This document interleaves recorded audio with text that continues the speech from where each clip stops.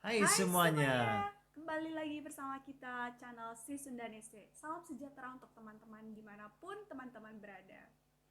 Kali ini yang mau kita sampaikan adalah untuk menjawab semua pertanyaan teman-teman tentang kondisi dan situasi kita sebagai masyarakat yang tinggal di negara Italia. Betul, betul. Banyak teman kita nanya-nanya bagaimana kondisi situasi di sini. Banyak dari Indonesia yang mau.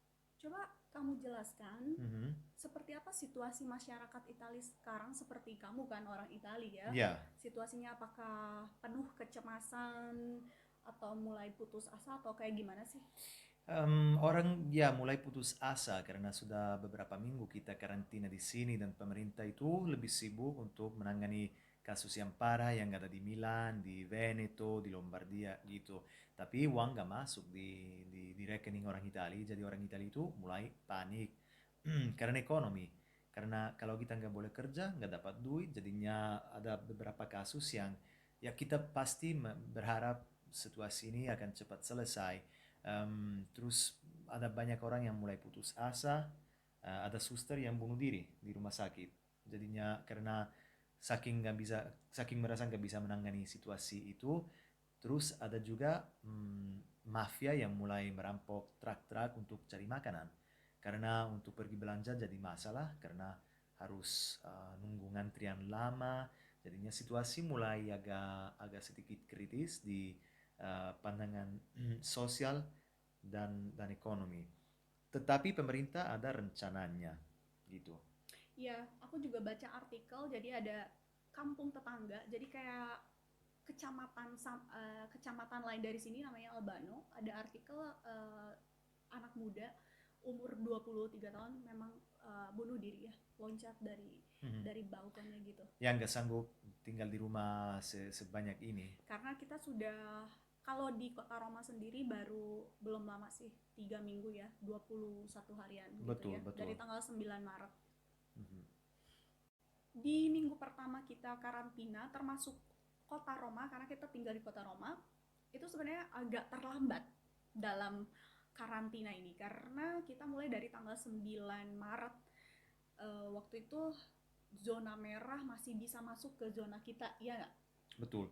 Nah, minggu pertama kita karantina situasinya masih oke okay lah, masih Masih terasa oke oke. okay ya. Sebenarnya enggak, tapi masih perasaannya yang ada di masyarakat di sini masih oke. Sampai aku masih merasa aman untuk pergi kerja. Ternyata wabahnya sudah di mana-mana. Sudah di mana-mana. Dan waktu itu masih jadwal flash mob itu setiap jam 6 untuk kota Roma, itu di share di grup-grup, itu ada banyak lagu ya, setiap hari Ya, ya kita setiap ada. hari ada lagu. Aku masih sempat waktu itu bikin dengan tetangga di depan rumah ya gitu. Nanti kalian lihat aja ya videonya, coba dilihat. Ini aku hanya punya satu, itu pun sebelum dia masuk rumah sakit. Mhm, mhm, betul. Minggu pertama kita karantina masih semangat, bisa lihat seperti apa.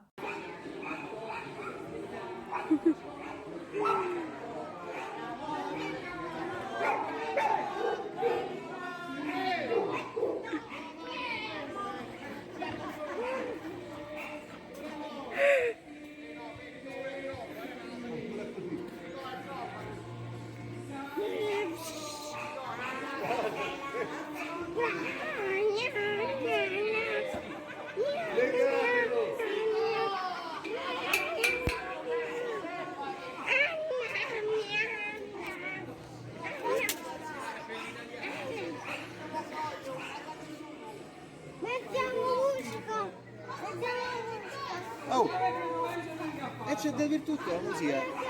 E che facciamo?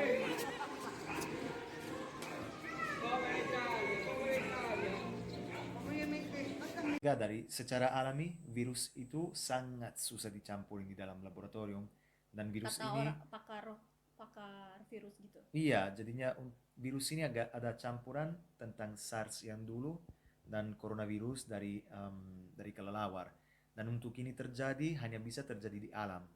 Karena manusia itu ambil terlalu banyak potong terlalu banyak potong terlalu banyak pohon dari hutan, jadinya kelelawar itu nggak ada tempatnya, jadinya virus juga nggak ada tempatnya, jadi Oh, aku sampai ngerti. Jadi maksudnya suamiku ini ya, karena ekosistem nah kehidupan kita itu sudah tidak stabil, betul harusnya pohon itu banyak, hutan lebat, tapi karena sudah banyak ditebang, akhirnya si kekelelawar ini tidak punya habitat iya dan dan virusnya sudah tidak punya kelelawar karena kelelawar nggak bisa hidup jadi virus itu hanya kurang, jadi kurang kelelawar. mhm, Seandainya ekosistemnya masih naturalnya bagus gitu, masih stabil, mungkin semua ini tidak, virus-virus itu tidak kena manusia, tapi betul memang kepada mereka yang sanggup untuk mendapatkan virus itu, yaitu ya itu kelelawar. Jarang kan kalian suka,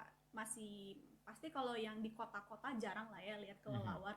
Jadi binatang sekecil apapun sebenarnya di alam itu sangat, Ada fungsi selalu wow, gitu itu untuk menstabilkan kehidupan kita ya. iya iya Awalnya ya, minggu pertama karantina itu sangat khawatir, sangat khawatir, iya sangat sedih, jatuh, iya sangat sedih, cukup stres aku ikut ya karena itu awalnya, karena dia juga sakit. Terus aku pikir gimana kerja gitu ya, gimana bayar bayaran tagihan-tagihan lain-lain, listrik, air, gas. Tapi di pengumuman di TV kemarin sudah ada beberapa diskon itu dari pemerintah, 18% untuk gas, 13% untuk apa aku lupa, ada air dan lain-lain lah ya.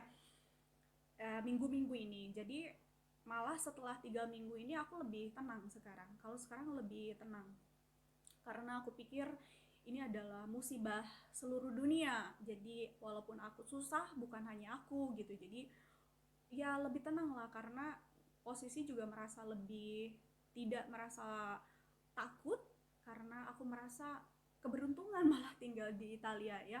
Ketika sakit seperti ini tidak harus memikirkan biaya rumah sakit, tidak harus memikirkan biaya sekolah anak juga. ya Ya itu bikin setidak punya uangnya ya kita, tidak ada yang harus kita pikirkan bahwa hmm, dikejar-kejar hutang atau lain-lain, nggak ada gitu. Nah betul beda ya, banget ya yang penting alhamdulillahnya gitu ya, ada beras itu, ada makan. ada tetangga yang kirim Iya, beras ke kita kemarin waktu dia di rumah sakit, aku 2 minggu nggak makan nasi, sedih sekali. Akhirnya aku minta ke tetangga, terus dibelikanlah, karena kan aku ada anak gak bisa keluar, jadi iya dibelikan sama tetangga. Oh ya, itu jaga bantuan kalau kita ada kesulitan. Di televisi itu diberitakan bahwa kita harus minta tolong kepada tetangga. Jadi setiap menit kalau ada iklan di TV, uh, apa-apa saja aturan yang harus kita ikuti sesuai saran pemerintah itu setiap menit ada di televisi. dan itu ketat ketat Salah sekali satunya adalah kalau kita kesulitan kita harus minta tolong kepada tetangga. betul Dan denda pun dinaikkan. Awal minggu masih 206 euro, sekitar 3.300.000 kalau kita keluar rumah tanpa izin. Sekarang sudah sampai berapa 5.000 dendanya? 5.000 5.000 euro, jadi sekitar berapa? 70 juta 7 no, sekarang 17.000, mahal pokoknya, kurang dari ya 80 jutaan kalau hmm. misalkan kita denda ya, nggak boleh keluar seperti itu. Dan situasinya sekarang kita apa ya, belum pasti, belum pasti karena pemerintah Hmm. belum memutuskan apa.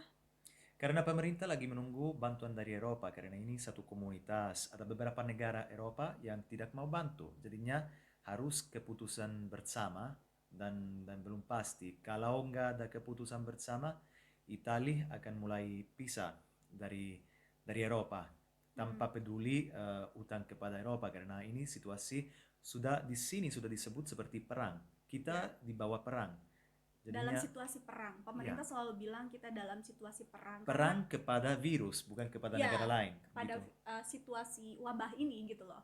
Dan uh, tentang keputusan pemerintah atas bantuan-bantuan untuk kita tuh mereka bicarakan di rapat itu live ya, di TV kita bisa lihat gitu ya.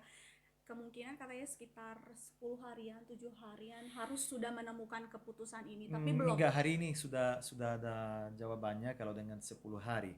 tidak ada tolong dari Eropa, bantuan dari Eropa, kerjasama dari Eropa, otomatis Italia harus kerja sendiri. Dan kalau Italia kerja sendiri, pasti akan terima lebih banyak bantuan dari Cina, dari Rusia, dari Kuba, dari Venezuela, dari Afrika. Eh, ya anehnya sekarang yang sedang bantu negara Italia adalah dokter, militer dari negara-negara lain. Seperti aku baru sebutkan Rusia, Negara-negara itu ya. negara-negara itu ya betul. Untuk aktivitas, makanya untuk aktivitas ekonomi dan sekolah anak, toko-toko yang semua kehidupan itu kan kita belum pasti. Betul. Kita belum ada kepastian. Kalau sekolah anak aku juga dari mulai minggu depan itu pakai online, pakai Skype dengan guru dan teman-temannya seperti itu. Betul, dan sekarang kemungkinan paling besar adalah semuanya akan mulai normal mungkin ya di bulan September, Oktober. Jadi ada Itu beberapa. kemungkinan yang disampaikan sama Presiden Conte itu bukan? Sama Presiden Conte bilang pasti emergensi ini sampai akhir bulan Juli. Selama 6 bulan atau Iya, seberapa? Ya sampai kurang lebih sampai ya. bulan Juli, terus untuk mulai kembali normal harus nunggu sampai bulan Oktober. Tapi yang hanya ada satu hal yang bisa stop semua ini, dan itu adalah vaksin. Dan harus diam di rumah Harus diam di sebelum rumah. vaksin itu disebarluaskan untuk umum. Jadi saran kita adalah ikutin apa saran pemerintah dan aturan pemerintah, dan jangan menyepelekan semua informasi-informasi tentang bagaimana kita melindungi diri dari virus corona ini. Sementara itu ya yang bisa kita kasih informasi. Dan ada lainnya, nomor satu menurut aku kemanusiaan, saling tolong. Saling tolong menolong itu sekarang iya, ini. Karena akan ada satu saat di mana pemerintah sudah nggak bisa menangani masalah-masalah masyarakat kecil di Indonesia, apalagi di Indonesia. Jadi di Indonesia saran kita adalah saling menolong. Nomor dua, jangan keluar dari rumah. Nomor tiga, kalau pemerintah bilang jangan keluar dari rumah, kalian harus lebih ketat lagi. Jangan keluar dan jangan kontak. Jadi kalau ada yang mau kirim makanan di rumah kalian, jangan ambil dari tangan. Suruh naruh di situ, diam beberapa 30 menit kalau bisa ya di samping pintu, baru bisa diambil dan dicuci satu-satu. Kalau nggak punya sanitizer itu untuk tangan, pakai sabun selalu. Itu saran dari negara di mana lebih parah sekarang. Oke. Mungkin ini informasi yang teman-teman ingin tahu keadaan aku dan keluarga aku di negara Italia. Jangan lupa untuk komentar, silakan bertanya kalau ada yang ingin bertanya. Dan terima kasih untuk teman-teman yang sudah subscribe dan yang belum. Yuk, subscribe dulu yuk. Yuk. Sampai ketemu di video kita yang selanjutnya. Kalau sudah ada kepastian dari pemerintah. Dah.